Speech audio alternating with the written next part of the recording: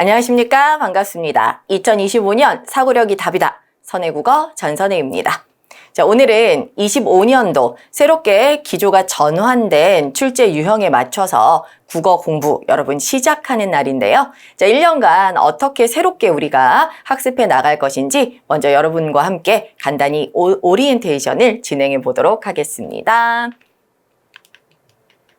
자, 먼저 국어학 파트는요. 기존의 문법 파트가 포함되어 있는데요. 자, 지문형 문법 문제 분석과 적용 연습. 이게 뭐냐 하면요. 우리가 일반적으로 2024년도까지 시험에서는 문법을 달달달 외운 다음에 그 암기한 문법을 바탕으로 바로 그냥 선지에서 답을 찾았지 시험지 안에 우리가 어떻게 답을 찾아야 하는지에 대한 문법 지식이 제시되지는 않았거든요. 그러나 이제 수능 유형처럼 박스 안에 제시문으로 간단한 문법에 대한 설명이 붙고요. 그 설명을 독해한 이후에 거기에 맞춰서 요구하는 답을 선지에서 선택하도록 하는 유형이 나올 겁니다. 기존에 수능에서 지금 보여지고 있는 방식과 유사한데요.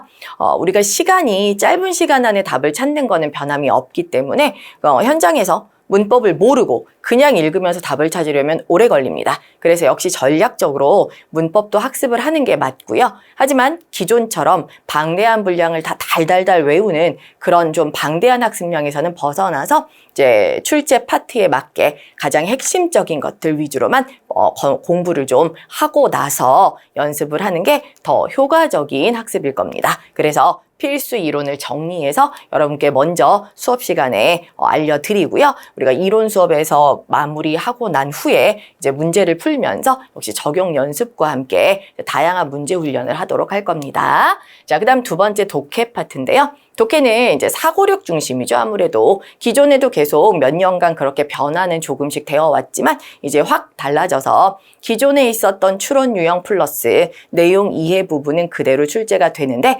플러스 논리 퀴즈라는 새로운 영역이 또 우리 시험으로 들어오게 됐어요. 자, 이 파트는 약간의 좀 방법 스킬이 필요해서 그 부분을 살짝 배우고 또 훈련을 통해서 계속 연습해 나가는 과정도 좀 필요합니다. 그래서 어쨌거나 기존보다는 훨씬 더 독해량이 많아질 거고요. 여러분 입장에서는 열심히 읽고 내용 파악하고 그다음에 배운 대로 스킬을 적용하는 연습이 가장 필요해서 그 부분에 신경을 많이 써서 우리가 또 역시 수업을 진행하도록 하겠습니다.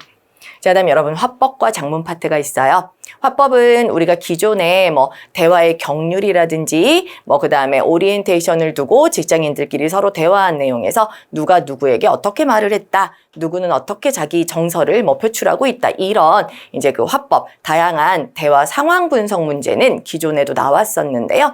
역시나 그런 유형 플러스 이제 조금 더 여러분이 현장에서 이제 직무 관련해서 좀 필요한 파트의 내용도 있겠죠. 걔네들이 좀 적용이 되면서 많이 이제 출제가 될 예정입니다. 그래서 그 부분 다양한 상황과 내용을 반영해서 역시 화법 이론 안에서 필요한 틀을 갖추면서 함께 공부해 나가도록 할 거고요. 그래서 역시나 필수 이론 정리는 해야 됩니다.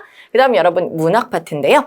기존의 문학 같은 경우는 우리가 시 같은 경우는 전문을 다 보여줬고요. 그 다음에 소설 같은 경우는 발췌해서 보여주고 그 작품을 우리 스스로 분석하고 작품의 특성을 선지해서 고르는 그런 유형의 문제가 많았는데 자, 이번에 우리에게 제시된 문제들은 보면요. 문학 문제가 문학 비평문이 나왔어요. 문학 비평은 자, 이육사의 시가 예로 같이 나왔었는데요. 자, 그냥 시만 보여주는 게 아니라 이 시 부분에 첫 번째 연에서는 이런 게 드러나고 두 번째 연에서는 어떻다라는 비평 말 그대로 작품을 분석하고 평가해 놓은 거를 보여주고요. 그 독해를 해서 거기에 맞게끔 또 답을 찾는 유형의 문제가 나왔습니다. 하지만 이것도 기본적으로는 문학의 소양이 좀 필요하겠죠.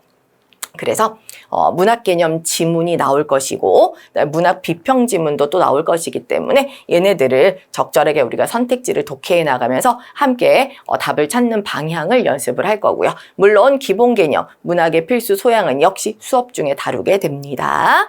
그 다음 여러분 기출문제인데요. 기출문제 같은 경우는 이제 우리가 출제 기조 전환에 맞춰서 아무래도 유형들을 연습해야 되기 때문에 기존에 우리가 했던 다양한 풀었던 기출문제들에서는 많이 좀 추려질 겁니다. 그래서 문법도 새로운 유형으로 가야 될 거고요. 독해에서는 이제 기존에 우리가 살려서 쓸만한 문제들은 함께 할 거고요. 또 필요하다면 피셋이나 수능에서도 유형들을 가져다가 응용해서 여러분과 함께 충분한 연습을 하도록 할 겁니다.